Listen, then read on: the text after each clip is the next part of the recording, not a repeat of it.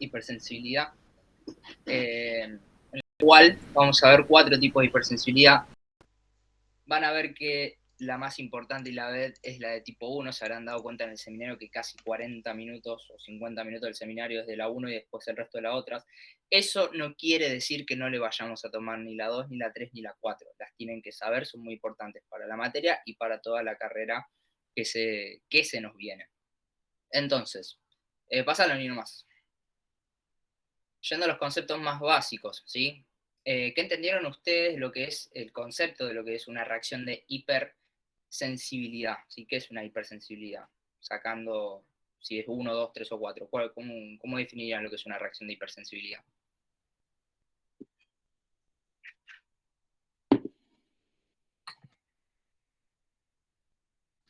Es lo primero que dice el seminario, más o menos, o lo primero que se lee en cualquier capítulo del libro que hable de hipersensibilidad.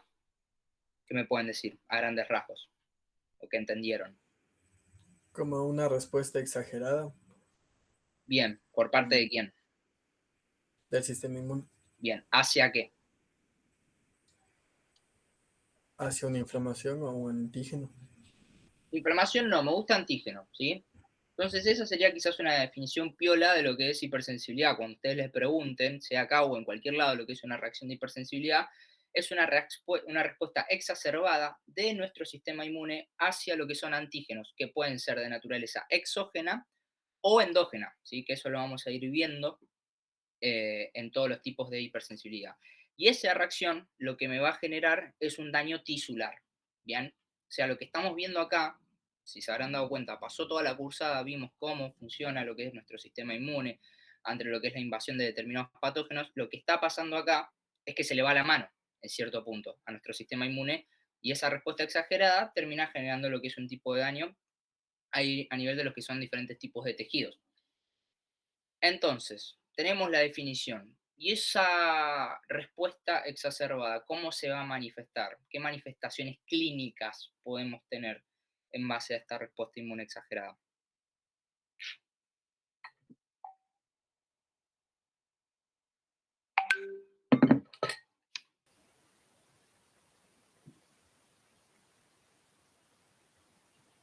Ahí pueden ser locales o sistémicas. Bien, Caterina, bien. ¿Locales qué se te ocurre?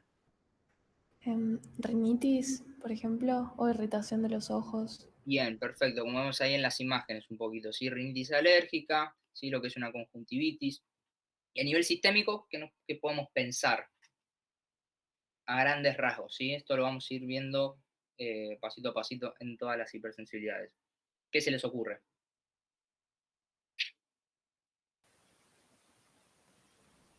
Citopenias, vasculitis. Bien, bien. Y una a la cabeza que siempre anafilaxia se les tiene que venir a la cabeza, ¿sí? Un gran ejemplo de una manifestación sistémica de una reacción de hipersensibilidad, ¿bien? Esto como... ¿Puedo Sí, agregar algo? sí, obvio. ¿Saben a qué uno hace referencia cuando dice algo sistémico? Entiendo que es cuando la reacción es en todo el cuerpo, no es en una zona local. Bien, en todo el cuerpo, pero ¿por qué todo el cuerpo? Porque acá es en todo el cuerpo por esto. Sistémico hace referencia cuando son dos o más órganos que son sobre todo claves, es decir, en lo local, en este caso era, bueno, afecta a los ojos, la nariz, de hecho como estoy yo, me está matando la alergia, que es, bueno, tengo un poco de mocos, me lloran los ojos, las conjuntivas se me ponen coloradas porque están irritadas, y otra cosa es que de repente me esté afectando la parte respiratoria, me estoy quedando sin respirar, no me entra el aire, se me hinchan los labios, tengo un montón de manchas en el cuerpo, los pies se me ponen súper hinchados, me baja la presión. Esas son cosas sistémicas, porque la afectación es no solo en el ojo que me pica o la nariz que me molesta, sino que ahí estoy afectando la parte respiratoria, estoy afectando la parte cardiológica, que es lo que me da la hipotensión, estoy afectando a la piel, donde me aparecen las manchas, donde veo el edema. Eso hace referencia al sistémico, no es en todo el cuerpo, pero bueno, ¿por qué en todo el cuerpo? Porque afecta dos o más sistemas que encima son importantes. Entonces, si uno le dice sistémico, ahí es cuando se acuerdan de las características y de la clínica que va a tener el paciente. ¿Y qué es vasculitis?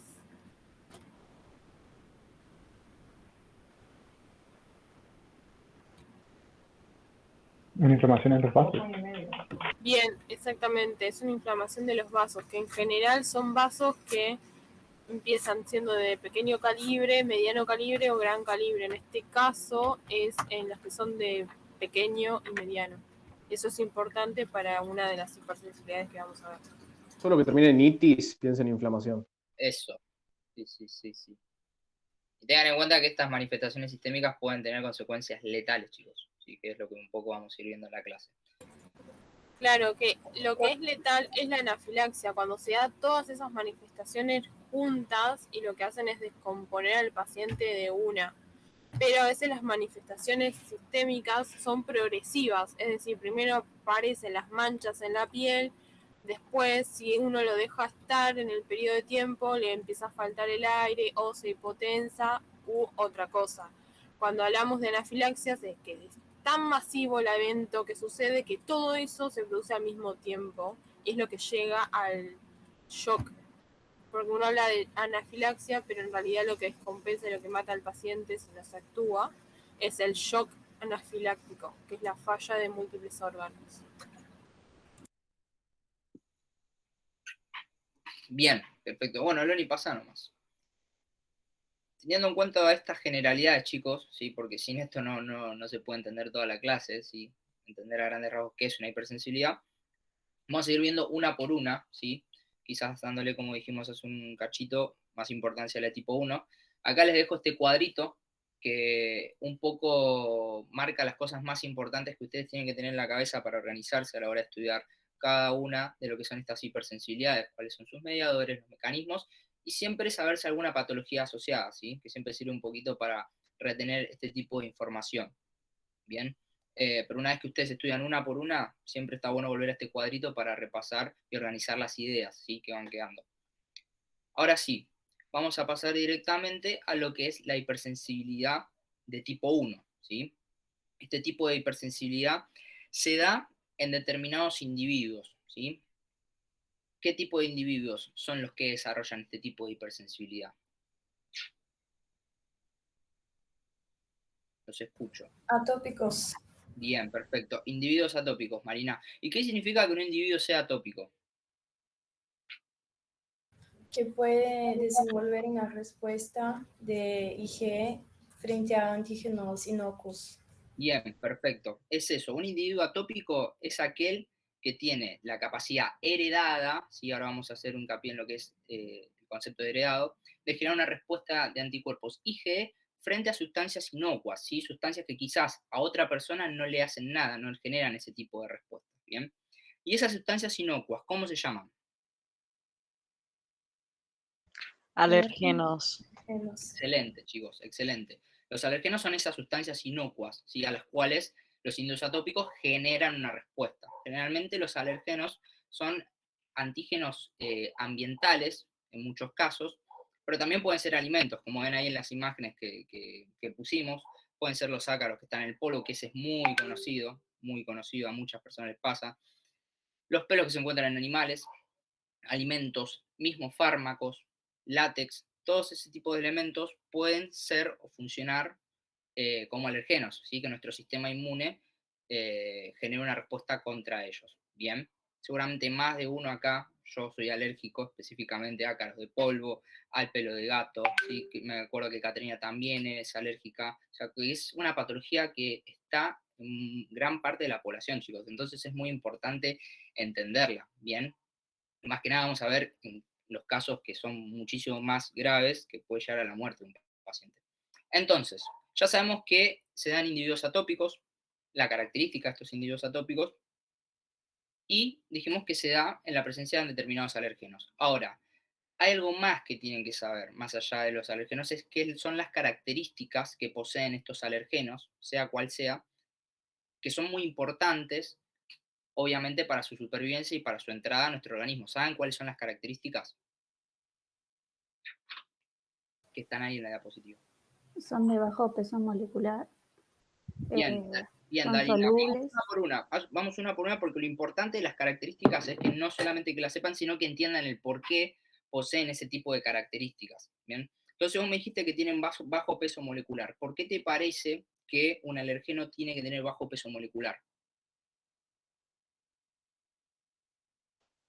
Yo lo pensé como cuando más chiquito, más capacidad de poder pasar por el epitelio, digamos. Perfecto, perfecto, ¿sí? Es básicamente las características del alergeno asociarlo con la lógica, ¿sí? El bajo peso molecular es para que mantenga las propiedades aerodinámicas y para que pasen más fácilmente por lo que son las barreras. Bien, perfecto. Otra característica de los alergenos, son 4, ¿sí? Ya tenemos una. ¿Qué otra más? Actividad proteolítica. Bien, bien, Julieta, ¿no? ¿Fuiste vos? Sí. Bien, Julieta, ¿y por qué pensás que el alergeno tiene que tener actividad proteolítica? Actividad enzimática, en realidad. Para degradar las uniones y poder atravesar el epitelio. Perfecto, ¿sí? Sí. Tiene que tener una maquinaria enzimática que le permita penetrar los diferentes tipos de barreras. Excelente. Nos faltan 2 más. ¿Qué otras características tenemos? Solubilidad, Perfecto. ¿Por qué solubilidad, Marina?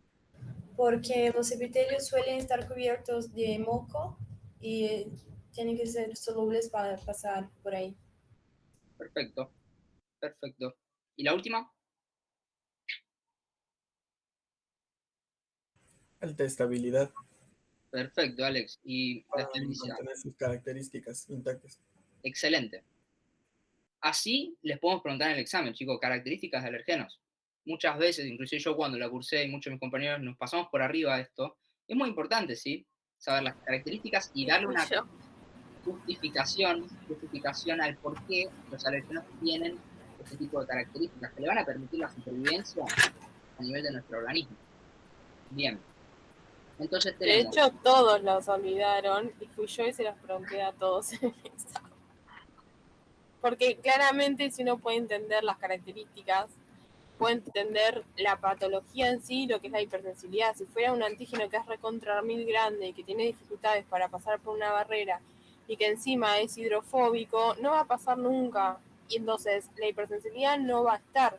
En cambio, si tienen todas las características que ustedes charlaron y que las pueden pensar, no necesitan saber nada de memoria. Siempre repito lo mismo y hasta el último día se van a cansar de escucharme decir eso. Pero son cosas obvias y no tienen que perder tiempo en cosas obvias. Perdón, Guido. Exactamente, chicos. ¿Vas a repetir lo de actividad enzimática? Sí, Marcos, la actividad enzimática, pensalo, ¿por qué te parece que lo que es el alergeno, este antígeno ambiental, tiene que tener una maquinaria enzimática?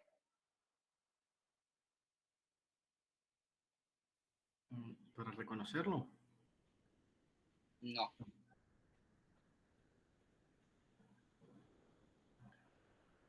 O degradarlo, pero no se me ocurre. No, la actividad enzimática del alergeno, ¿sí? El que termina desencadenando una respuesta en un paciente atópico. ¿Por qué te pensás que puede llegar a tener maquinaria enzimática? Si nosotros, más allá de que le ponemos palabra alérgeno, es un antígeno, ¿sí? Que tiene que atravesar barreras, que tiene que ingresar a nuestro organismo. Entonces, la maquinaria enzimática, ¿para qué pensás que le puede llegar a servir o ser útil? Para poder ingresar a las mucosas. Claro, ¿sí? Para, a través de lo que es la actividad enzimática, más específicamente con proteasas, degradar lo que es el epitelio y poder ingresar, ¿sí? No se lo estudien de memoria estas características, sino que piénsenlo con lógica. Bien, entonces ya sabemos si estamos contextualizando en qué casos vamos a tener lo que es el desarrollo de una hipersensibilidad de tipo 1. Individuos atópicos que reaccionan, ¿sí?, a diferentes tipos de alergenos. Ahí tenemos los ejemplos. Y también dijimos este fenómeno de que es una característica o capacidad heredada. ¿Saben a qué me estoy refiriendo? Cuando decimos que la atopía, ¿sí?, de cierta manera uno la hereda. Puede ser genética, que tiene un componente genético. Bien, tiene un componente genético.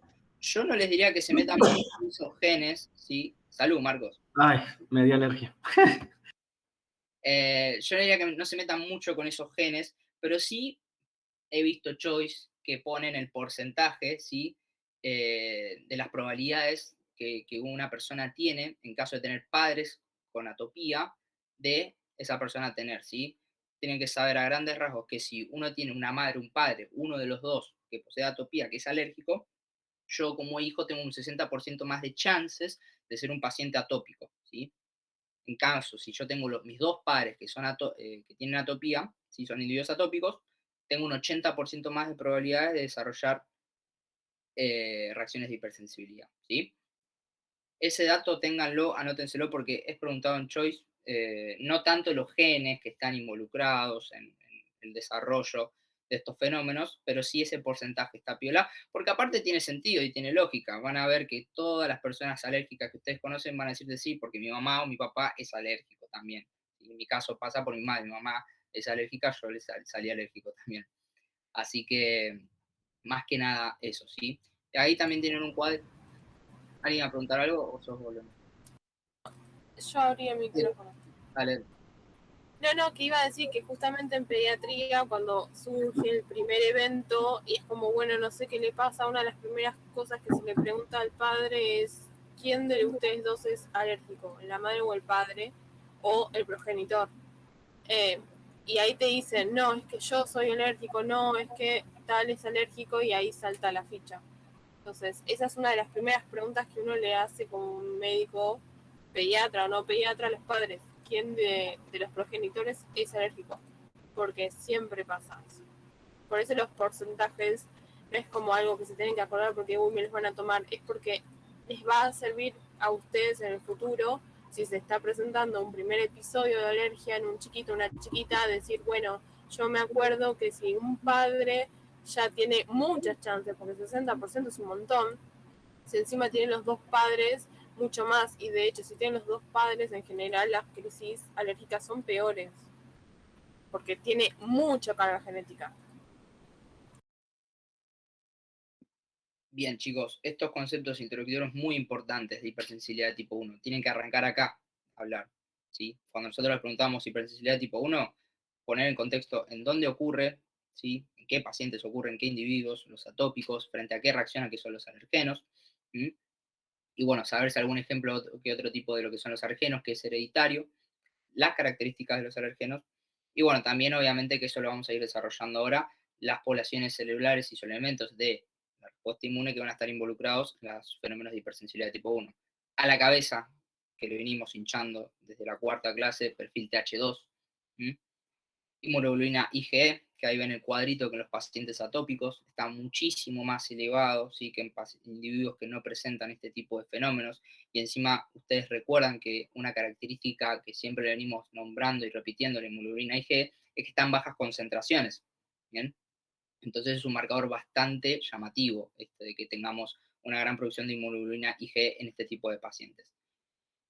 Bien, hasta acá, ¿alguna duda o podemos seguir?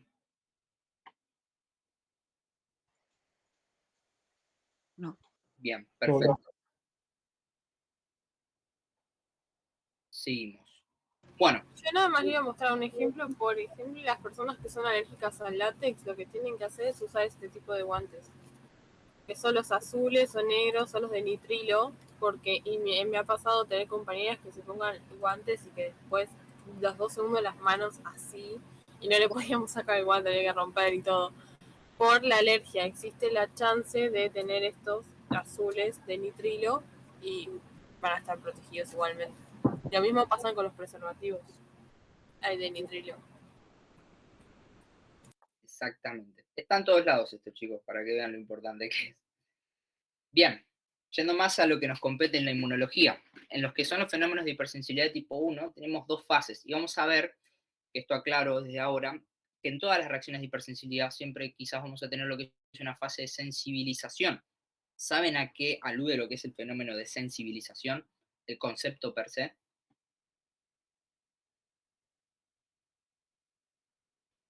Lo pregunto porque no la vemos solo en la 1, sino que también en la 2, la vemos en la 4, ¿sí? El fenómeno de sensibilización, ¿a qué le suena? Si no lo leyeron, ¿a qué le sonaría que algo esté sensibilizado? A una primera exposición al antígeno. Bien, perfecto, ¿sí? A grandes rasgos es eso, una a un paciente sensibilizado, cualquier persona sensibilizada, tuvo una exposición a algo que le generó un daño, que le generó una señal de alertas, entonces, por lo tanto, nuestro sistema inmune genera algún tipo de defensas contra ello. ¿Bien? Eso les tiene que sonar lo que es sensibilización para este tipo de fenómenos de tipo 1, como también para las que vamos a ir viendo a lo largo de la clase, porque es algo que vamos a ir repitiendo. Entonces ya tengo en su cabeza este concepto de sensibilización. Entonces, yendo a lo que es hipersensibilidad de tipo 1, tenemos dos fases, que se las tienen que saber de pe a pa, todo lo que pasa en cada una de ellas y qué es la diferencia. Fase de sensibilización, que como dijo Giovanna, va a ser el primer momento en el cual yo tengo lo que es un contacto, ¿sí?, con el antígeno ambiental, en este caso con el alergeno, ¿sí?, y se genera una determinada respuesta. Específicamente lo que vamos a tener es un reconocimiento, captación de lo que es este alergeno, procesamiento, generación de una respuesta, y después vamos a ver específicamente qué es lo que va a ocurrir acá. Y luego tenemos lo que es la fase efectora, ¿sí?, que a grandes rasgos la fase efectora, chicos, es el momento en el cual yo me reexpongo a ese alergeno o a ese antígeno en el cual yo me sensibilicé en un primer momento. Bien, esas son las dos fases que tenemos. Después la efectora vamos a ver que están una temprana y una tardía. Bien, ¿entienden hasta acá a grandes rasgos la división de aguas? ¿Tienen acá? Excelente, bien. Vamos a la fase de sensibilización per se. Entonces, la fase de sensibilización, como bien dijimos, es el momento en el cual yo tengo el primer contacto con lo que es el alergeno. Y acá hay algo muy importante que tenemos que tener en cuenta antes de ir a la célula dendrítica, ¿sí? Porque ahora nosotros todos pensamos, bueno, si yo tengo la presencia de un antígeno, la célula dendrítica me lo captura, me lo procesa y es como un cuentito de siempre. Sí, pero también pasa algo muy importante en el medio. Acá en el grafiquito vemos que tenemos lo que es la actividad proteolítica, que hablamos del alergeno para generar una disrupción de la barrera epitelial, y además es un fenómeno muy importante que si no lo dice en el examen, los matamos, ¿sí?, es la activación del epitelio, chicos. La activación del epitelio, porque en el epitelio tenemos receptores de tipo TOL, que van a contactar con ese alergeno y van a generar una activación de ese epitelio.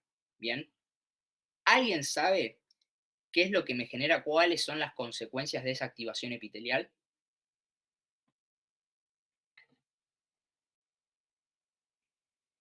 La síntesis de citoquinas. ¿Cómo, Marina? La síntesis de citoquinas. ¿Qué citoquinas? TSLP, interleuquina 33 y la 25. Excelente. ¿Y qué rol van a cumplir esas citoquinas? Más me interesa lo que es la linfoproyectina de estromatímico, la TSLP. ¿Qué rol van a cumplir? ¿Sabes a grandes rasgos qué es lo que va a hacer vos o cualquiera? ¿Iba a activar a la célula dendrítica? Es un poquito más rebuscado que eso. Va a permitir la diferenciación de un perfil TCD4 a un perfil TH2. Bien, ¿y de qué manera lo va a hacer, Giovanna? Es por ahí. ¿Condicionando la dendrítica? Excelente. Yo siempre en mi cabeza lo pienso como el que el TSLP es un inductor indirecto de lo que es el perfil TH2. ¿Sí? Porque condiciona, ¿sí?, como dijo Caterina, la célula dendrítica para que en el momento que llegue al órgano linfático secundario, ¿sí?, cuando contacte con el linfocito T, que es algo que ya vimos, clase 4, seminario 4, se diferencie específicamente en lo que es un perfil TH2, que es el que nos interesa acá. ¿Se entiende hasta acá el rol del epitelio? ¿Sí? Que es un fenómeno clave, chicos, para que se genere la liberación de TSLP, interleuquina 33 e interleuquina 25. Excelente. A su vez, tienen que tener en cuenta que la TSLP, interleuquina 25 y la interleuquina 33 van a estimular a otra población celular. ¿Saben a cuál me estoy refiriendo? Linfocitos inmunes tipo 2. Células linfoides innatas tipo 2. Linfoides, perdón. Bien. ¿Y qué a grandes rasgos, ¿sí?, qué es lo que va a generar la activación de células linfoides innatas de tipo 2? También citoquinas para este tipo de respuesta porque eran parecidas al perfil TH2. Excelente. Piénsenlo como una amplificación quizás de la respuesta que se está buscando, ¿sí? Porque fíjense que las citoquinas son básicamente las mismas. Bien, entonces tenemos un condicionamiento de la célula dendrítica, ¿sí?, a que en el momento que se genere la activación del linfocito TCD4 sean un perfil TH2. A su vez, tenemos otro perfil importante en este tipo de contextos. ¿Saben a cuál me refiero? De todos los TFH. el TFH, el T folicular helper, ¿no? Ujú. Bien. ¿Por qué necesitamos el T folicular helper? Para la colaboración TB que hace que los linfocitos B sinteticen inmunoglobulina E. Excelente, excelente, chicos. Entonces, ¿van siguiendo todo lo que es el caminito? Hasta acá, desde el momento que tenemos el primer contacto con el alergeno hasta que contacta con un receptor de reconocimiento de patrones a nivel del epitelio, se genera un condicionamiento de la célula dendrítica, llega al órgano linfático secundario, tenemos la diferenciación del perfil TH2, de los T folicular helper, producción de citoquinas que van de la mano con el TH2 y a su vez tenemos la producción de anticuerpos IgE. Bien, que acá es quizás una de las partes más importantes que me va a condicionar que una persona sea atópica y otra no. Bien, hasta acá, vamos bien, es muy importante que vayan siguiendo lo que es el caminito y si no se entiende algo, párenme, lo volvemos a explicar, ¿sí? Te podría pedir solo la primera parte, o sea, donde es el contacto del alergeno, o sea, cuando hace, no todo lo que recién explicaste, sino el principio. El primer contacto con el alergeno. Sí. Tenés que tener en cuenta, Marcos, que el alergeno puede interactuar con receptores de reconocimiento de patrones, que eso me va a generar una activación del epitelio. Bien, esa activación del epitelio me va a generar una liberación de TSLP, interleuquina 25 y interleuquina 33. Más que nada lo que tenés que saber que la TSLP es fundamental para que en el órgano linfático secundario tenga una diferenciación del perfil los TCD4 en un perfil TH2. ¿Va bien? ¿Esa parte que faltaba? Sí, eso. No, eso era. Buenísimo, gracias. Excelente, bien. Entonces. Perdón, ¿puedo agregar algo? Básicamente, la respuesta está en que vos sepas qué es un alérgeno. ¿Qué es un alérgeno? Sería una sustancia no... ¿Cómo se llama? No es una sustancia. Bueno...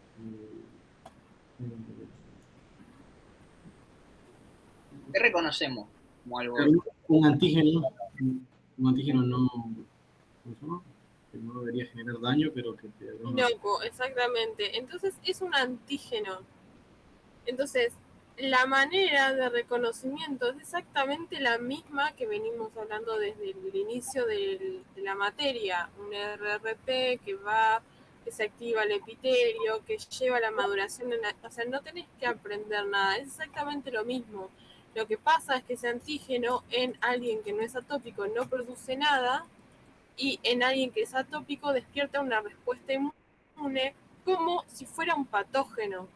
Entonces, acá lo que estamos tratando de decirte es, no te aprendas cosas de memoria, porque vos en realidad esto ya lo sabés. Si yo te cambiara el nombre, en vez de decirte alérgeno, te dijera un patógeno, vos tenés que responder lo mismo, porque lo que pasa es exactamente lo mismo. ¿Sí? ¿Quedó eso? Sí, de hecho te iba a preguntar justo esto recién que lo estabas charlando. Viste que acá... de hecho, me hiciste acordar de como la parte de virus. O sea, como dijéramos, decime la parte de virus, más o menos se parece un montón. Pero esta parte donde hace la disrupción de la barrera epitelial, ¿también lo hacen los patógenos o solo de los alérgenos? Lo hacen los patógenos, porque los patógenos, vayan a saber micro, pero cualquier bacteria tiene un montón de cosas herramientas como para poder infectar a alguien. Pasa que de este lado también tenemos las herramientas para impedirlo. Entonces es lo mismo, los nombres son exactamente, o sea, el alérgeno es como para decir, bueno, hablo de alérgeno, hablo de hipersensibilidad de tipo 1, pero la fase de sensibilización básicamente es la misma, es como si fuera una primera infección por una bacteria, por un virus, por el nombre del patógeno que quieras ponerle. Entonces, es estudiar lo mismo, que no te confunda el nombre, tenés que entender bien que alérgeno significa antígeno, pero es inocuo y que con alguien con determinadas características produce una respuesta inmune que encima es exacerbada. Pero es lo mismo, eso quiero como remarcar una y otra vez para que no se hagan un quilombo en la cabeza, porque no es nada que ustedes no sepan. Perdón, Guido. No, sí es que quizás, bueno, después, como decía Aloni, hay una batería de bacterias y virus que lo van a ver en microbiología, que tienen factores de virulencia, y esos factores son los que, por ejemplo, tienen la capacidad de poder romperte toda una barrera e ingresar a nuestro microorganismo, a nuestro organismo, ¿sí? Pero no deja de hacer eso, por eso yo les marqué que más allá de que tenemos elementos que ya estuvimos viendo durante toda la cursada, hagamos hincapié en lo que es la activación siempre del epitelio, ¿sí? Y lo que eso me va a estar condicionando la respuesta.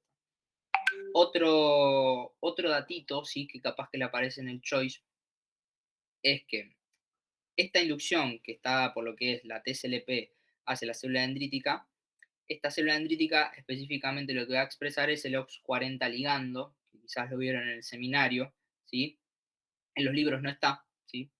Ténganlo en cuenta, puede aparecer en un choice. La expresión de este OX40 ligando es básicamente lo que le va a permitir generar lo que es una diferenciación en perfil TH2, ¿sí? A la célula dendrítica cuando tengan encuentro con el linfocito TCD4, ¿sí? Es la explicación molecular de lo que ya estuvimos charlando, chicos, ¿sí? Más que nada eso para que lo tengan en cuenta. Y bueno, hasta acá, el caminito, recapitulando, teníamos inducción del TH2, producción de lo que es inmunoglobulina IgE.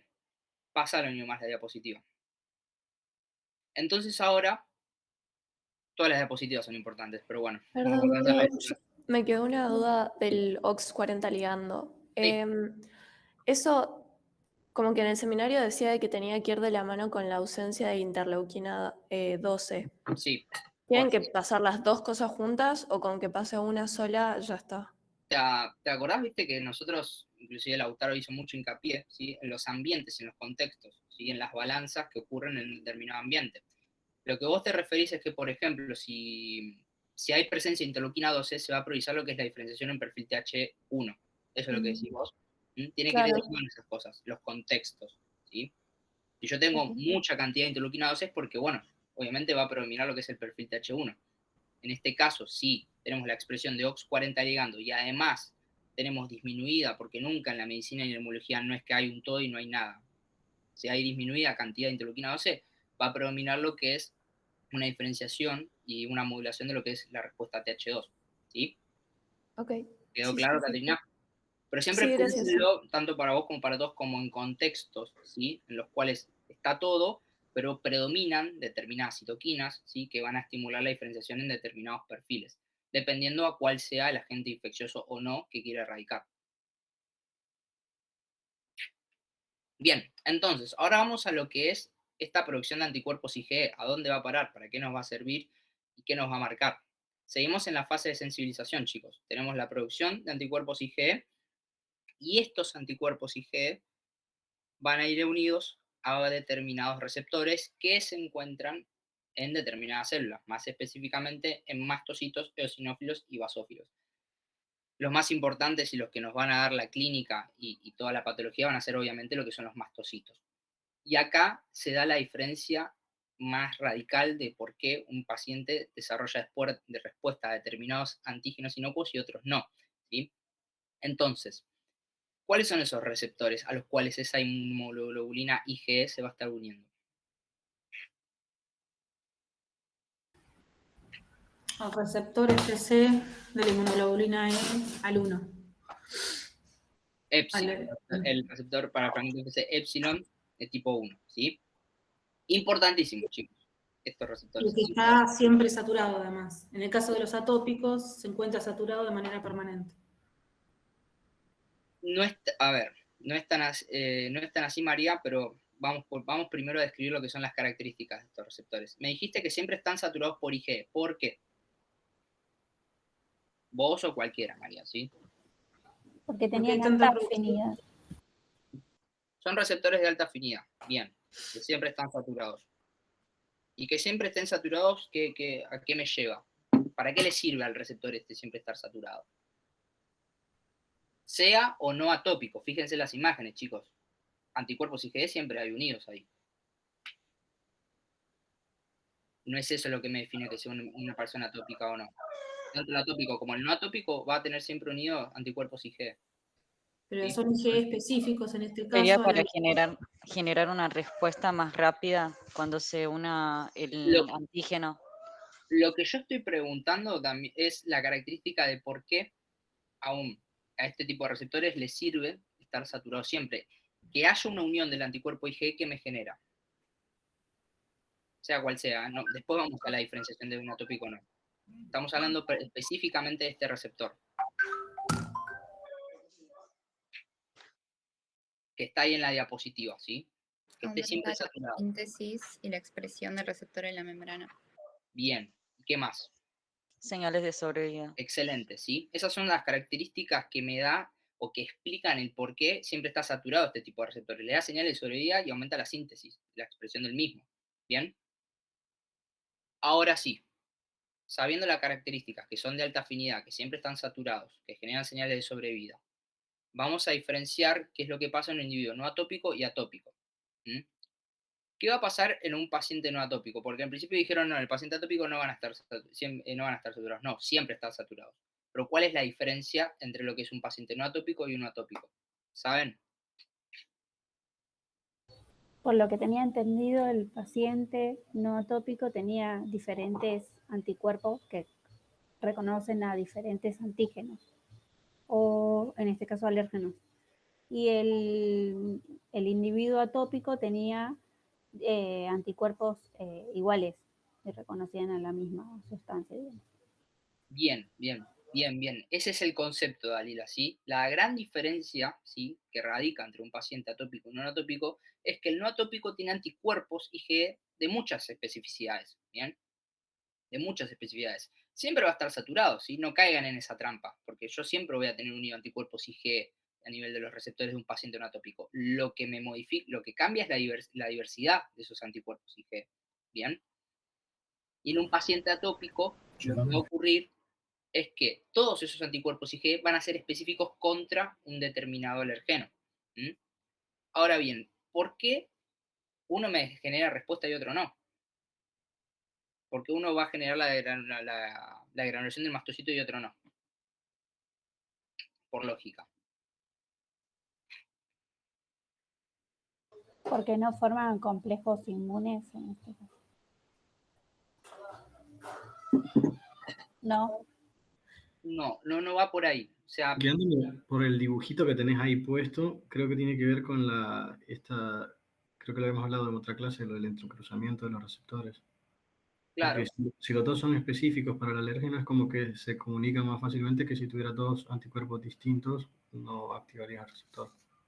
Claro, es eso, chicos. O sea, fíjense que, como ven ahí en el grafiquito, si yo tengo anticuerpos IgE específicos y llega el alergeno para el cual ese anticuerpo es específico, y tengo muchos de ellos, la microagregación, entre cruzamiento y microagregación y señalización intracelular para que el mastocito se granule va a ser mucho más fácil.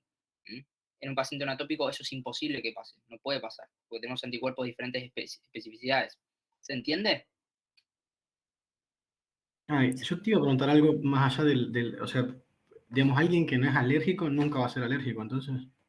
Nunca se sabe, Marcos. No, digo, en este sentido, así que viene sí, entiendo lo que me decís, que es mucho más profunda la pregunta, pero me refiero a esto de que va un alérgeno, si tenés por ejemplo, dos inmunoglobulinas, estás como que ni se da cuenta que está el alérgeno. O sea, a ver, inclusive hay muchos quizás acá que nosotros que estemos sensibilizados a determinadas cosas y no lo sabemos. Porque capaz que cuando tenemos una reexposición ahí, clínicamente, exacerba la respuesta. Inclusive el debut de un paciente alérgico, no sabía que era alérgico a eso. O sea, termina una guardia por una anafilaxis, porque en su momento, hace un año, hace una semana, o cuando en cuestión de tiempo, tuvo una etapa de sensibilización que generó todo esto que venimos viendo, y cuando volvió a tocar ese perro, ¿sí? Te doy un ejemplo, tocó ese perro que le generó todo este proceso, va a generar esta degradación de los mastocitos y una respuesta exacerbada. ¿Sí? Como que no podemos saber a grandes rasgos eso. No sé, una consulta. Perdón. Sí, no, una cosa, lo que importa también es la predisposición genética que vos tengas. Porque capaz tenés la predisposición genética, pero vos nunca todavía conociste el alérgeno que hace que vos reacciones y tengas todo esto. Como decía Guido, si vos, no sé, nunca te enfrentaste con el gato, no lo viste nunca en tu vida, La predisposición genética para eso la podés tener. El tema es que si vos nunca te enfrentás con eso, nunca vas a tener esta reacción. Ahora, si vos no tenés a nadie que no tenga esta como predisposición, las chances de que seas alérgico es mucho más baja.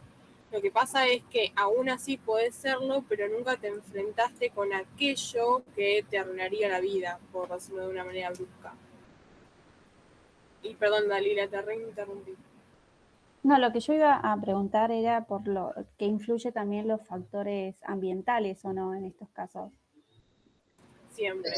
Es un poco también, no sé si vieron en el seminario la hipótesis de la higiene y todo ese tipo de cosas. Como que igual en estos casos nada es tan exacto, ¿sí? Pero obviamente que para muchas patologías y fenómenos que ocurren no es solo genético, sino también que tenemos componentes ambientales. Y también nunca vamos a saber quizás cuál es el gatillo que modula que se genere toda una respuesta y genere la patología. Pero bueno. De hecho, la genética no lo es todo. Claro. Lo más importante es la inmunidad y el factor ambiental, que es el gatillo. Yo le iba a hacer una pregunta de la mano de lo que Guido recién decía. Vieron que charlamos con el tema de que están siempre saturados, que tienen especificidades diferentes en un paciente no atópico, y esa es la razón por la cual si uno o dos IgE en sangre siempre está en baja concentración, porque siempre está unido al mastocito y a los basófilos y con algo pegado arriba, y por eso nunca están sueltos en sangre. Por eso es que uno tiene que utilizar técnicas particulares para buscarlos, y por eso es más fácil en un alérgico encontrar y dosar la IgE en sangre, porque como tiene una especificidad, por ejemplo, para el pelo de gato, tiene un montón de IgEs encima para el pelo de gatos, todas unidas a sus mastocitos, y aún así, como la producción es tan alta, hay en la circulación periférica, porque justamente están buscando un mastocito para unirse y estar esperando ahí el gatillo y desencadenar todos los gránulos y todas esas cosas que ahora vamos a charlar. Entonces, por eso uno utiliza técnicas específicas, porque en un paciente normal las concentraciones de IgE en sangre periférica son realmente muy bajas, porque están todas pegadas a los mastocitos, están todos pegados a los basófilos. Entonces, eso también es un poco de esto que charlamos en las clases de anticuerpos, de por qué las concentraciones, por qué la vida media, por qué las técnicas en especiales, es por esto. Bien, chicos, ¿alguna duda hasta acá? ¿Estamos bien? Yo les iba a decir que con el ejemplo anterior que estaban diciendo de que si no podían ser alérgicos nunca, yo ponele justo como soy de San Juan, en San Juan no hay tanta variedad de pólenes de muchos árboles porque hay, no sé, 3 árboles que son de ahí, yuyos y nada más. Y cuando me vine acá, ahí sí me apareció todo esto de la alergia porque cambió totalmente todo el ambiente, entonces acá hay un montón de variedades de pólenes, pero como que siempre fue alérgica, sino que todavía no estaba en la condición para que se dé. Exactamente. Además vamos a ver a charlar algo de esto, de que si uno está con aquello que te causa la alergia, lo haces una exposición repetitiva, que es esto de las terapias de sensibilización que el otro día más o menos mencionamos, lo que uno hace es agotar a la respuesta, entonces generás como una tolerancia, porque estás constantemente enfrentada a eso. El tema es que cuando vos cambiás de ambiente, primero que te enfrentás con algo que vos no venías enfrentándote, no estabas expuesta, esta es la palabra, entonces ahí primero se te desencadenan las alergias. Ahora lo que habría que ver es que, de hecho eso a veces pasa, que si vos necesitas una terapia de sensibilización, probablemente cuando vos vuelvas a tu lugar de origen, las cosas que estaban allá te van a causar alergia, porque no estuviste enfrentada en este tiempo, entonces la sensibilización que habías adquirido contra eso baja. Entonces, si hay algo que vos allá en San Juan te provocaba alergia en un primer momento y después dejó de hacerlo, como perdiste el contacto, perdiste ese estímulo permanente, entonces te desensibilizás. Cuando vayas para allá, puede que aquello que te generó en algún momento te lo genere. Eso nos pasó con un alumno que nos contaba a nosotras y a nosotros que él era alérgico a los perros. Se vino acá a Argentina y dejó de tener problema con los perros, porque claro, no estaba más en contacto con sus perros, con el pelo, qué sé yo. Volvió a Brasil a ver a la familia y estuvo a los 3 días que pudo ir al hospital y estuvo con problemas de alergia y casi se le hace una anafilaxia. Porque él dejó de estar en contacto con sus perros, entonces dejó de estar permanentemente con ese estímulo de tolerancia, entonces de repente fue y se desencadenó todo.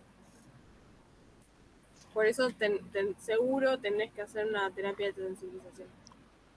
Fíjense que son factores ambientales, chicos. Capaz que esta persona tiene o no predisposición genética. ¿Mm? Bien. Seguimos entonces. Hay una preguntita más, ya que estamos. Esa respuesta tan exacerbada, viste que cambia según el alérgeno, ¿eso no tiene nada que ver con el alérgeno o sí? No. Es una respuesta sistémica, ¿sí? Que se da en determinados casos. ¿Vos decís lo de la anafilaxia? Sí. Es algo inclusive que se da progresivamente, ¿sí? Es una respuesta que se da progresivamente que, bueno, vos tenés al principio de granulación de mastocitos, que ahora lo vamos a ver bien en el concepto de anafilaxia, y es algo progresivo que empieza siendo algo quizás localizado y después se puede transformar en algo sistémico, y ahí es cuando queman las papas. Además depende enteramente del individuo. El alérgeno siempre es el mismo, lo que pasa es que en un individuo provoca más o menos respuesta. Capaz todos, no sé, Guido es alérgico al pelo de gato y Caterina también, pero a Guido le hace bolsa y a Caterina le aparecen algunas manifestaciones hasta que después le hace bolsa. Bien. Pasa nomás, Loni. Bueno, esto para que sepan, chicos, y no nos vamos a detener mucho acá, ¿sí? En lo que libera el mastocito, ¿sí? Lo tienen bastante bien en lo que es el seminario, en los libros, pero sepan a grandes rasgos sí que hay mediadores preformados. A la cabeza es la histamina, que también la venimos viendo del sistema de complemento, ¿sí? Serotonina, heparina, ¿sí? Que me van a dar lo que es los síntomas y la clínica, ¿sí? En el paciente, en el cual va a tener una reexposición y una degranulación de lo que son estos mastocitos, ¿sí? Que van a generar lo que es un aumento de la permeabilidad capilar, lo que es un edema de las mucosas, contracción en lo que es el músculo liso, y que es lo que vamos a ver en la clínica, una rinitis, edema laringio, urticaria, picazón, los ataques de asma también están relacionados con la liberación de mastocitos, y además sepan, ¿sí? Que no solo tienen mediadores preformados, sino que una vez que se liberan estos, también tienen la capacidad de sintetizar citoquinas, ¿sí? Quimiosinas y prostaglandinas. Bien. Pasa nomás, Loni. Teniendo en cuenta esto y lo que libera el mastocito, vamos a lo que es la fase efectora, ¿sí? La fase efectora, ¿qué se imaginan que es? Sería la reexposición al antígeno. Perfecto. Entonces nosotros tenemos una reexposición a lo que es el antígeno, al alérgeno, ¿sí? Mejor dicho. ¿Qué va a pasar?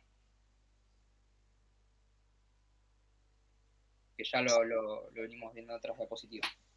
Se va a unir a su receptor y va a desarrollar lo que es la desgranulación y liberación de histamina, por ejemplo. Bien. Sí, tenemos lo que es la liberación de mediadores preformados, ¿sí? Como la histamina, la cabeza es la que nunca se pueden olvidar, chicos. Histamina nunca se olviden, mediador preformado por parte de lo que son los mastocitos. Y también tenemos lo que es la liberación de determinadas citoquinas, ¿sí? Que me van a dar básicamente lo que vemos clínicamente en lo que es este tipo de respuesta, en lo que es la fase efectora. Una vasodilatación, aumento de la permeabilidad. Y tengan en cuenta que acá es donde está la diferencia entre lo que es la fase efectora temprana, que sea a los minutos, ¿sí? A los minutos en la cual yo tengo una reexposición a lo que es el alérgeno, y después tengo lo que es una tardía, ¿sí? Que puede tardar horas y hasta días, ¿sí? Semanas. ¿Y esto por qué se da? Básicamente tenemos que tener en cuenta que, más allá de la histamina que se libera y todos los mediadores preformados, el mastocito libera citoquinas, ¿sí? Y libera quimiosinas, ¿sí? Libera lo que es interleuquina 8, libera lo que es TNF-alfa, ¿sí? Entonces, ¿qué va a generar? Va a aumentar lo que es en diferentes tipos de poblaciones celulares, como los leucocitos, lo que son las moléculas de adhesión, ¿sí? Entonces las van a llamar a esos elementos, ¿sí? Y van a llegar a lo que es este foco, ¿bien? Entonces, la gran diferencia es que acá tenemos mayor predominantemente funcionalidad de lo que son las citoquinas proinflamatorias en la fase efectora tardía, porque liberamos quimiosinas para que vengan esos elementos del sistema de nuestra respuesta inmune. Y además tenemos un rol muy importante de lo que son los eosinófilos, ¿sí? Los eosinófilos, que habrán visto, liberan un montón de cosas. Nosotros no vamos quizás a preguntarle todo detalladamente eso, ni ahí. Sí, sépanlo en el choice porque los pueden llegar a preguntar, como siempre, en cosas pequeñas, cagarlos. Entonces sépanse, háganse un cuadrito con todo lo que liberan lo que son los eosinófilos. Sepan que la citoquina clave en los eosinófilos para su diferenciación, producción,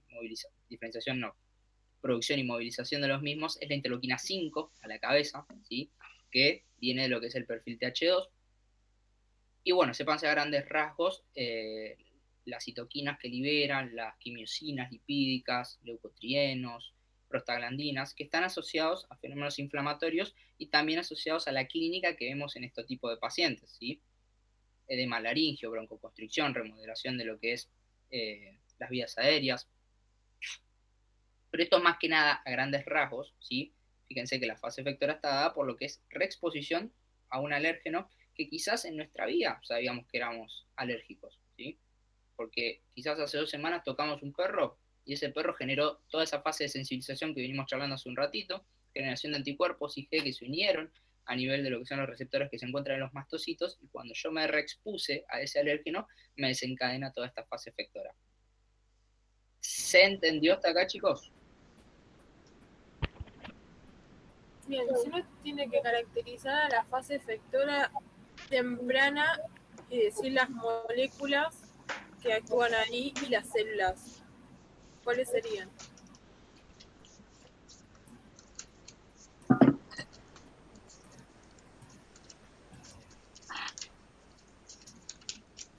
Acá enseguida, por favor. Que me haga un paro.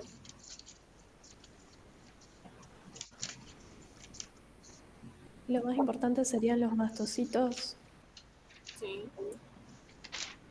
que van a liberar histamina bien. y algunas citoquinas también, pero después. Bien, entonces en la fase efectora temprana uno lo primero que tiene que decir es un TH2 con una IgE, un mastocito de granulación, todas las cosas. Y la fase efectora tardía es lo que dice Guido. Primero hay que mencionar los eosinófilos con la IL-5, pero después no se olviden de los macrófagos, de células epiteliales, de células endoteliales. Son todas las que están en una fase efectora tardía. De hecho, en el asma, hablando como que esto también se da en las patologías, en el asma, la remodelación de la vía aérea y todo lo que viene después, que se le cierran los bronquios, es por la fase efectora tardía, en la cual, además de los eosinófilos y las citoquinas, hay otras células que van a empezar a actuar y van a empezar a cambiar. En cambio, en el evento agudo, ese mastocito y todo lo que ustedes charlaron, no se lo olviden, porque si nosotros le decimos caracterizar las dos fases, el eosinófilo no me lo pueden decir en una fase temprana, porque necesita la IL-5 para permitirle toda esta extravasación y llegar. Llega como ahí en el medio, en la mitad de la temprana, pero es más importante el eosinófilo en la tardía. Lo mismo que todas las células, todos los macrófagos y todos los recambios que van a haber son típicos de una efectora tardía. Entonces, plantéenselo eso en la cabeza, como qué caracteriza cada una para ordenarse en la info.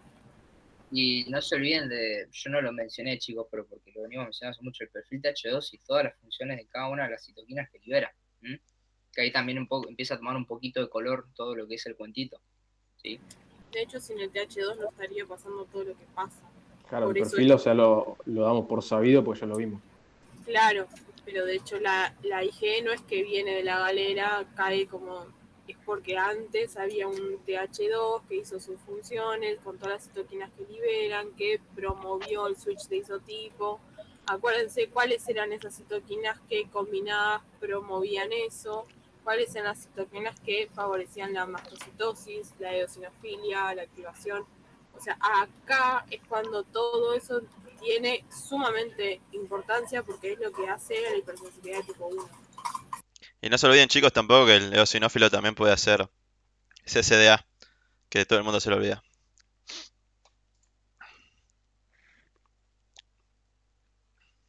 Bien. Sí.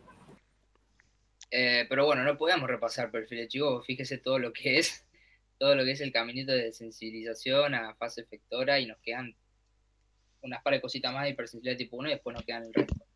Pero es importante que repasen, ¿sí? Si es necesario repasen lo que es perfil TH2, se asocien la funcionalidad de cada una de sus citoquinas para que tome color todo esto que le estamos mencionando, ¿bien? Porque yo al principio cuando estábamos hablando de sensibilización mencionamos que hay una diferenciación del perfil TH2, ¿sí? Gracias a lo que es la TSLP que me condiciona la célula dendrítica. Entonces ahí arranca todo, ¿bien? Perdón, ¿puedo añadir algo más? Que va de la mano de las clases de Lautaro, así que si me dijeron que no escucharon a Lautaro, yo me pego acá un tiro. Acuérdense que el TH2, el TSLP, estamos hablando de un ambiente tolerogénico. En ningún momento acá estamos hablando que la fase de sensibilización hay inflamación y hay quilombo de células y citoquinas. Entonces, fíjense cómo la fase de sensibilización pasa recontra mil desapercibida y hasta que uno no se vuelve a enfrentar con aquello que me genera la alergia, no tengo todo el lío. Entonces, traten esto de unirlo con las clases de mucosas, sobre todo, que es, siempre insistimos, es ahí donde todo toma color para la inmunología, porque Lautaro lo explicó muy bien, los dos tipos de epitelios, el antiinflamatorio y el proinflamatorio. Y acá estamos hablando desde un primer momento que estamos en una etapa donde ese epitelio no es inflamatorio, sino que está homeostático, pero estas cosas están pasando. Ese paciente atópico en ese momento se está sensibilizando y generando todo esto que hoy explicó Guido. Como fíjense cómo se unen todos los seminarios y no es azaroso el orden que tiene, ¿no? Claro, hoy no le puse nombre y apellido, pero Caterina hizo una pregunta sobre la interleuquina 12 y ahí un poco le dije a todos que lo piensen como en un contexto, ¿sí? Inflamatorio o no inflamatorio. Pero bueno, la materia toma color cuando la asocian con todos los seminarios y todo lo que fueron aprendiendo conceptualmente y le buscan la lógica a todo lo que va ocurriendo, chicos. Bien, y ahora nos queda ver, nosotros hablamos de un receptor para el fragmento FC epsilon de tipo 1, que está a nivel de los mastocitos, ¿sí? De los eosinófilos. Nos queda otro receptor. ¿Leyeron de algún otro receptor que está relacionado a este tipo de fenómenos que estuvimos describiendo? El CD23. Bien, Marina, bien. ¿Y dónde está ese CD23? En la superficie epitelial. ¿Dónde más? Pasa la diapolo, ni siquiera. En la membrana del linfocito. Bien. Eso me ayuda a hacer el switch de isotipo A y G. Bien, vamos de a poco, Primero vamos a describir lo que es este receptor, ¿sí?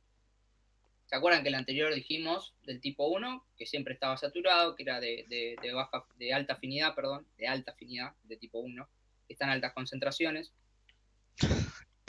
Y en este caso, el tipo 2, ¿qué me pueden decir a nivel de sus características?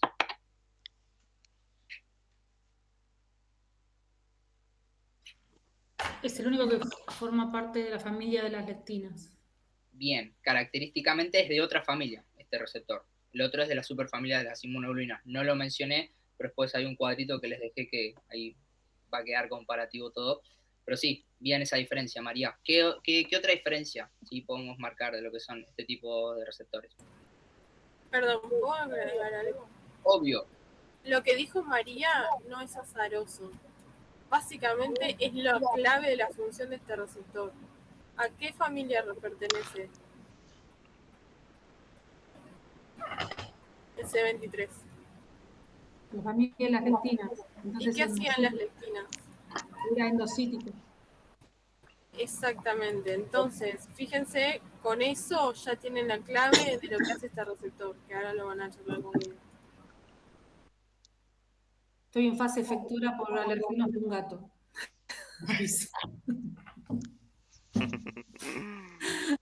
Bien. ¿Qué otras características tiene este CD23? ¿Tan altas o bajas concentraciones? ¿Tiene alta afinidad, baja afinidad? Baja afinidad. Bien, a diferencia del tipo 1 que es de alta afinidad, ¿sí? Y está en bajas concentraciones. Bien, teniendo las características, sabemos dónde se encuentra, de qué familia es ese tipo de receptor, qué es lo que va a hacer este tipo de receptores, los CD23. ¿Perpetúa el estado alérgico? Bien, ¿y de qué manera, Caterina, perpetúa lo que es el estado alérgico? ¿O ayuda a la perpetuación del estado alérgico? ¿Transportando al alérgeno por el epitelio? Bien, ¿y de qué manera se genera ese transporte? ¿Se transporta solo al alérgeno o algo más? Unido a la IgE. Bien, perfecto. ¿Y por qué te parece que ese transporte a vos o cualquiera, ¿sí? Lo que es el complejo alérgeno IgE, transportarlo a través de lo que es el epitelio, me va a generar una perpetuación del estado alérgico? Porque la IgE va degranular los mastocitos, por lo que vimos de la microagregación. Bien, lo que es este transporte, por un lado, me facilita lo que es la degranulación de los mastocitos, por un lado. Además, piensen, chicos, que si tengo un transporte bidireccional, ¿sí? De lo que es el complejo inmune que estamos formando ahí entre lo que es el IgE y el alérgeno, voy a generar un daño a nivel de lo que es esa barrera, ¿sí? Constantemente, ¿sí? Por eso hablamos de un estado de perpetuación, más allá de lo que pueda llegar a generar el mastocito. Está molestando ahí constantemente, ¿bien? Ahora, ¿qué otra cosa muy importante hace lo que es el CD23? Que ya lo dijeron. Promueve el switch de isotipo de la inmunoglobulina E. Perfecto. ¿Y de qué manera lo hace? ¿Cómo lo hace? A través de las interleuquinas 4 y 13, que permite la expresión de CD23 por los linfocitos B, que se van a unir a los CD21 y eso me va a permitir el cambio de isotipo. ¿Y ese CD21 dónde está?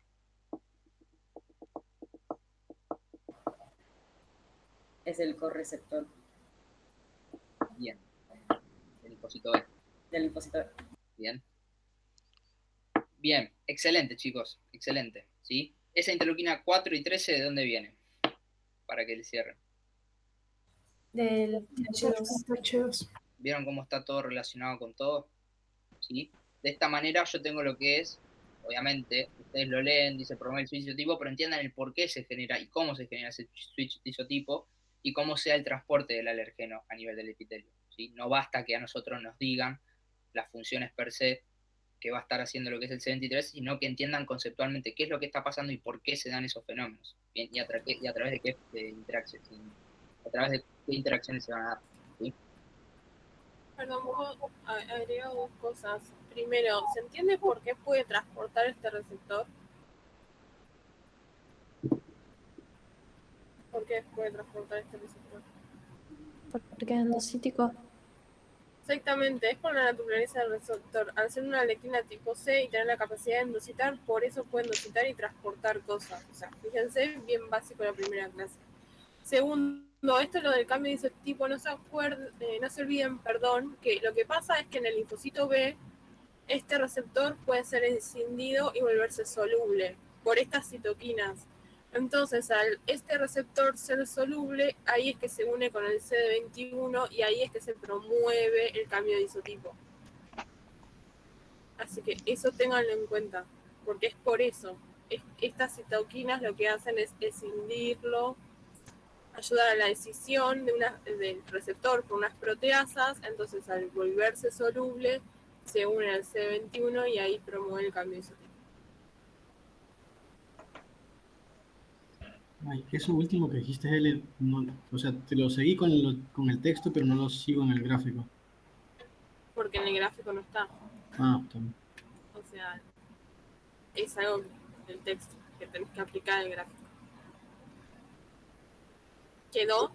Entonces, básicamente las dos funciones principales y por qué hace la perpetuación es básicamente por la naturaleza de este receptor. Y el otro es el otro receptor, el epsilon 1, es de las familias de las inmunoglobulinas. ¿Y cuáles eran las funciones que tenían los receptores de inmunoglobulinas?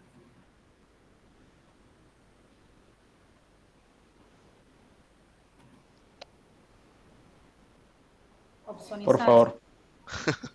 Sonizar, bien, en este caso no va mucho para esto, pero está bien. ¿Qué otras funciones? Promueve su supervivencia. Bien, Del perfecto. mastocito. Bien, pero ¿qué más? ¿Qué hace un receptor para la porción FC inmunoglobulina? Eran receptores de activación o inhibición. No, no. ¿De activación qué?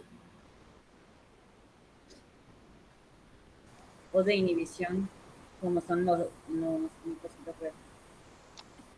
Sí, pero las funciones. Tenía función de secretar citoquinas, quimiosinas, tenía función citotóxica. Sí. De Te opción- recupero. ¿Y qué otra? Me falta la principal, que viene el caso de esta. Que reconoce la porción FC de las inmunoglobulinas. Sí, pero la función el tipo, de esos tipos de receptores. ¿Se dan cuenta, no? Que lo estudiaron de memoria para el primer parcial y ya se olvidaron. Desgranulación. Ah, dale, bien. Bueno, ¿se dan cuenta por qué son dos receptores totalmente diferentes que vienen de diferentes familias? Porque uno, por ser una lectina de tipo 6 y tener la característica de que endocitan, hace este transporte bidireccional y permite esto la de perpetuación. Pero el otro es un receptor que viene de las familias de la inmunoglobulina y que dentro de sus características, una es citotóxica, que básicamente el de granular un mastocito es como parecerse a una citotoxicidad, de granulación de células, que en este caso justamente es lo que hace. Entonces, no se olviden de las funciones del FC, porque si no, no están comprendiendo estos mecanismos. O sea, y no tienen que acordarse nada de memoria. Vuelvo a eso. Y por eso son dos receptores que uno sin el otro no viven. Es decir, si yo no tengo a alguien que me esté transportando los antígenos todo el tiempo, el otro no funciona. Porque justamente cómo le llega el estímulo para provocar la citotoxicidad o la degranulación de cosas. Entonces son receptores compañeros. Si uno no está, el otro no termina de funcionar. Eso ténganlo presente porque como que uno le resta importancia al 2, pero si no está, no va a haber nunca una fase efectora. ¿Quedó? Esto es una re pregunta de oral, chicos, Tipo, Sí, totalmente. por eso la hice. Las diferencias Bueno, entre los dos receptores, sí. Yo no la terminé de entender. O sea, entiendo todo lo que dijiste, pero no entiendo de dónde venimos conectando los dos conceptos. O sea, como que los veo separados, no los logro juntar. ¿Qué dos conceptos no conectas? O sea, Y ahí que decís que hay dos receptores, que uno hace la degranulación y el otro hace, o sea, esa parte que hay, o sea, como que entendí que hacen funciones distintas, pero no logro juntar las funciones entre ellos dos. Porque justo mezclaste como las dos funciones y dijiste, necesitas uno para que el otro funcione. Eso no lo Pero conecté. porque lo que vos tenés que hacer es caracterizar a las dos funciones. ¿Qué hace un receptor epsilon 1? Este era el de la degranulación del mastocito. ¿Y qué necesita para degranular el mastocito?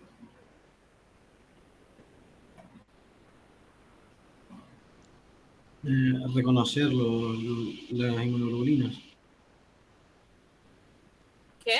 ¿Reconocer qué? No. Reconocer el alérgeno en realidad, ¿no? Sí, ¿y qué pasaba si reconocía el alérgeno? Hacía esta degranulación. ¿Pero por qué hacía la degranulación?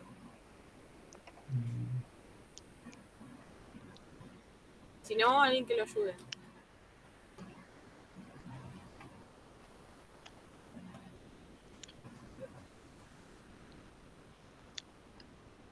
No hay nadie para ayudar. ¿Cómo está, Marcos, el receptor en el mastocito? Está en la membrana. ¿Está bien? Sí. Va a estar... ¿Unido a quién? Constitutivamente a una inmunoglobulina. ¿A quién? A la IgG, específica para el alérgeno. Ok, entonces, si vos no tenés a nadie que te transporte de un lado al otro al antígeno para que se una esa inmunoglobulina E, se una al receptor de epsilon 1 y eso haga un entrecruzamiento de receptores, se activa el mastocito y se degranula. Entonces, si vos no tenés este pasaje de IgE de un lado al otro, y tampoco tenés el pasaje del antígeno de un lado a otro, nunca formás un complejo inmune. Es decir, nunca juntás al alérgeno con la IgE y esa IgE se va al receptor y hace todo. Por Por eso, eso es que digo que trabajan juntas. Perdón, Fer. no, iba a decir eso, por eso es muy importante, creo que lo dijo Caterina, que es la perpetuación del estado alérgico, la función más importante del CD23. Imagínate, Marcos, que uno de los receptores, el más importante, obviamente genera la degranulación, el de tipo 1, pero el otro te lo lleva ahí, ¿sí? O sea, uno te transporta, el otro genera la función que, bueno, después lo vemos en la clínica, generación de mastocitos, liberación de histamina, todo esto. ¿Se entiende? Así se conecta. Justamente porque está siempre unido a su receptor de tipo 1. O sea, no hay forma de que esa IgE llegue a contactar con el alérgeno. Quizás Se tiene que llevársela sí o sí. por eso acá puse este cuadrito, chicos, porque quizás se termina de cerrar cuando los comparan y lo estudian de forma comparativa lo que es los dos receptores, ¿sí? Fíjense a la cabeza que son de familias distintas, ¿sí? En dónde se van a encontrar, si son de baja o alta afinidad. Ahí Fer está gritando por el chat y tiene razón en gritar porque es muy importante este cuadro, que lo sepan bien, chicos. De hecho, si se van acá, más allá de todo esto que le tienen que saber, que es por comparación de uno al otro, si se fijan las funciones, es esto que tratamos de explicarles. Uno hace el transporte bidireccional, y acá dice muy bien, cuando se une al inmunocomplejo, eso va a llevar a la degranulación del mastocito. Si yo no uno nunca el antígeno con el anticuerpo, nunca genero un inmunocomplejo, entonces nunca voy a tener este cruzamiento de receptores y nunca voy a llegar a la degranulación del mastocito. ¿Se entiende? Esto así se lo estudian, chicos. No pueden. Todas las diapositivas son importantes igual en este seminario, han visto, pero sí. denle cierto sentido a las cosas, ¿sí? Porque tampoco nos sirve que se sepan las características de PAPA de cada uno y no las sepan asociar. Es lo mismo que nada eso. De hecho, esto de las flechitas no es azaroso, de que en la mayor concentración es en los mastocitos, en cambio el fenotipo C está en linfocitos B en negrita y grande en mayúscula. Esto es porque justamente promueve el switch de isotipo y ayuda a todo. Sí, Caterina, hice complejo inmune. Pasa que yo siempre lo escribo, o sea, yo digo inmunocomplejo, no digo complejo inmune, porque de las dos maneras está bien. Entonces siempre le escribo IC en vez de CI. Es lo mismo. ¿Este es tuyo, Loni? Sí, lo hice yo, te padre. Sí, por eso me lo acuerdo. No sé dónde lo tenía en mi porque seminario. se lo pasé yo. Ahí va. Bueno, chicos, ¿se entendió hasta acá? Queda una última cosita más, dos conceptos de tipo 1 y hacemos un recreito porque nos quedan el resto de hipersensibilidades y nos van a matar. Y acá la que podría dar cátedra es Ornella, porque de hecho él nos mandó las pruebas. Bien, chicos, anafilaxia, conceptualmente, ¿qué significa? Ya estuvimos charlando, salió bastantes veces en lo que es la clase.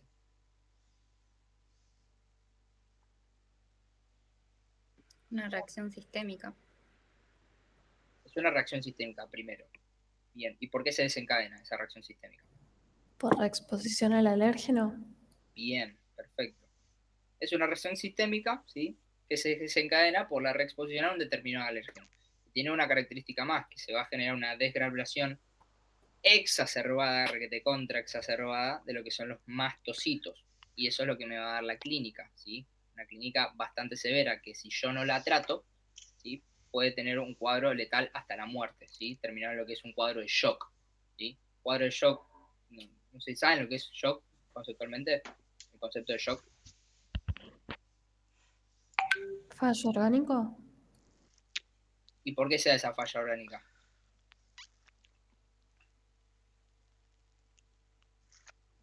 No necesariamente de inmuno. ¿Se ve en fisio esta?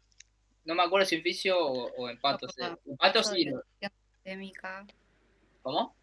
Por la vasodilatación sistémica, por ejemplo, hipotensión. Sí. Bien. El cuadro de shock a grandes rasgos, chicos, creo que entonces en patos lo van a ver bien, es una hipoperfusión a nivel de los tejidos que se va a dar, obviamente, por un cuadro sistémico en el cual tengo una vasodilatación. Si yo tengo una vasodilatación, no tengo llegada de sangre a determinados tejidos, ¿sí? Que no llegue sangre a los tejidos es gravísimo. obviamente. Es gravísimo. Entonces es una hipoperfusión sistémica que se puede dar por anafilaxia y hay otras causas de shock, ya van a ver, hay cardiogénico, hipovolémico, séptico, hay muchas causas. Pero bueno, acá lo que tienen que saber es el concepto de anafilaxia, sí, que estuvimos charlando, esta reacción sistémica, lo que puede generar. De datito, tratamiento, hoy lo que mandó Ornella, ¿sí? Al toque lo que es adrenalina, ¿sí? Para activar lo que es la función cardíaca, que haya más bombeo de sangre, a grandes rasgos. También tenemos lo que son los glucocorticoides. Los glucocorticoides específicamente lo van a ver en fármaco, pero lo que van a hacer es inhibir lo que es la producción de mediadores inflamatorios, es un antiinflamatorio. Entonces, por si se acuerdan, vieron que el mastocito generaba citoquinas, ¿sí? Proinflamatorias, leucotrienos, prostaglandinas. Lo que va a hacer específicamente el glucocorticoide es inhibir toda esa formación de citoquinas proinflamatorias. Ninguna enzima específica, fosfolipasa 2, no viene al caso, lo van a ver en fármaco, pero se usa glucocorticoides y antihistamínicos, obviamente, ¿sí? Como tratamiento. Sí, el antihistamínico es para el momento, porque el antihistamínico es para inhibir, o sea, contrarrestar la histamina del mastocito en la liberación. El glucocorticoide tiene efectos genómicos, entonces el glucocorticoide se va a poner una respuesta tardía, claro, no es que en el momento te va a ayudar, sino que justamente es lo que decía Guido, impide que se generen todos estos gránulos y que uno pueda seguir liberando cosas porque lo inhibe a nivel genómico. Y la atropina justamente actúa por los receptores que tiene, lo que hace es vasoconstricción de los vasos, entonces eso aumenta la presión y además aumenta el bombeo del corazón y eso hace que llegue más sangre a los tejidos que están sufriendo. Es por eso que sí.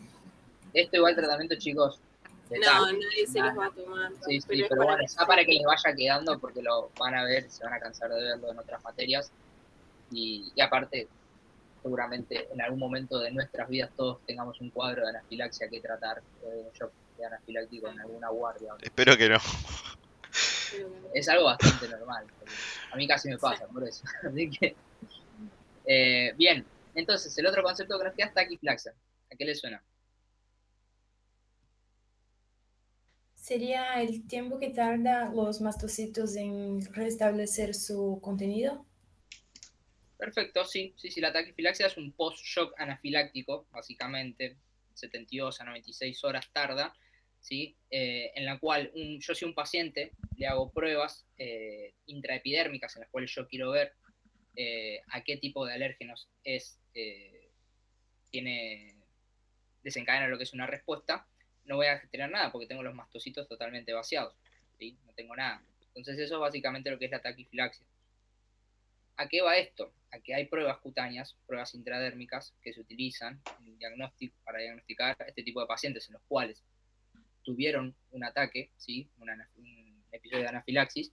Entonces hay que ver a qué específicamente es alérgico ese paciente. ¿Saben qué tipo de pruebas se utilizan? Ahí lo dice. El prick test. Bien. A grandes rasgos, ¿qué es el prick test? Sería cuando agarras un paciente, le pones un antígeno y haces un pinchazón para que ingrese a la piel y vea si tiene reacción. Bien, sí, medir la reactividad de la IgE unida a los mastocitos, a grandes rasgos, ¿sí? Y hay un montón de alérgenos que hay, la prueba ya tiene de por sí predeterminada, y los más comunes en una población, más que nada, entonces van probando uno por uno y ven la reactividad, ¿sí? Básicamente se hace eso. Ese es mi brazo, chicos, para que sepan. A mí me hicieron el prick test, y bueno, nada, me saltaron varias cosas. Para que sepan, es muy utilizado, ¿sí? Pero bueno, para que vayan asociando este tipo de casos, pasan mucho en la vida. Así que nada, ¿alguna duda de todo lo que fue hipersensibilidad tipo 1? Las fases, los receptores, conceptos, ¿algo quedó? Esto es muy importante porque les van a pasar de encontrarse pacientes que vos decís, señora o señor, y me pasó hace 20 días. Una paciente que tenía una infección urinaria y capaz escucharon hablar de la ciprofloxacina, que es como el comodín que uno le da para una infección urinaria. La señora lo había tomado hacía mucho tiempo y en ese momento le había dado como un rash cutáneo, entonces se lo cambiaron, qué sé yo. Ahora vuelve la señora con infección urinaria y claro, como ella se acordaba que le habían dado ciprofloxacina, fue y se la compró. El farmacéutico, un amigo, la verdad, del médico siempre, que en vez de decirle no, señor, necesita una receta, se la dio. Entonces cae a la guardia la señora rojísima, toda con ronchas, los labios que eran que le había puesto 7.000 kilos de botox y como, ay, que me falta el aire, claramente enseguida la atendimos, le dimos Benadryl, que es el antihistamínico, le pusimos una hidrocortisona endovenosa y le preguntamos, señora, ¿usted no sabía que era alérgica a esto? No, pasa que, bueno, yo lo había tomado hace mucho tiempo y me había sentido mal, pero no lo tomé como mal. Ah, pero usted es alérgica a la ciprofloxacina, señora. ¿Y cómo es que siendo, y que ya le pasó esto, tomó otra vez que el médico se lo dio? No, es que me lo compré y el farmacéutico me lo vendió. Ojo con eso, hay un montón de fármacos, la penicilina es otro, que da alergias que pueden llegar a cosas así graves como recién contaba Guido, la mayoría de las veces por suerte no, y el tema es que el farmacéutico, un amigo se lo vende, o lo tenía en la casa y como a mí me hizo bien, tomá, te lo doy, que capaz que le pegamos. Y después vienen los líos a la guardia. Lo mismo pasa con... que es para bajar la fiebre, se me fue el nombre. ¿Dipirona? Con la dipirona, con la dipi. Es re común la gente que es alérgica a la dipirona y claro, como a alguien le va bien, no, tómatelo para bajar la fiebre, después los ven prendidos fuegos en la guardia. Entonces esto es algo que lo tienen que tener muy, muy, muy en cuenta. Es re común las hipersensibilidades. La otra vuelta no nos contaste, Loni, del paciente con contraste endovenoso. Sí, bueno, que se murió. Por shock anafiláctico, ¿no? Se murió de un shock anafiláctico directamente. Era un paciente que... Sí. Yo les puedo contar algo. Yo hacía Obvio. seguimiento por COVID y tenía un paciente con neumonía, era asmático y llamó al sistema de emergencia de PAMI. La mayoría de las empresas terciarizadas son terciarizadas de PAMI, entonces enviaron una ambulancia, el médico va y le receta amoxicilina con ácido clavulánico. Y el chabón era alérgico a la penicilina.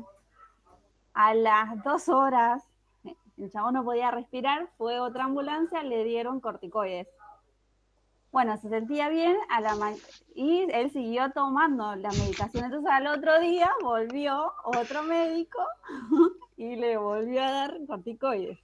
Y la señora le decía al médico que él era alérgico a la penicilina, que si estaba bien esa medicación, y le volvió a decir, sí, está bien, señora.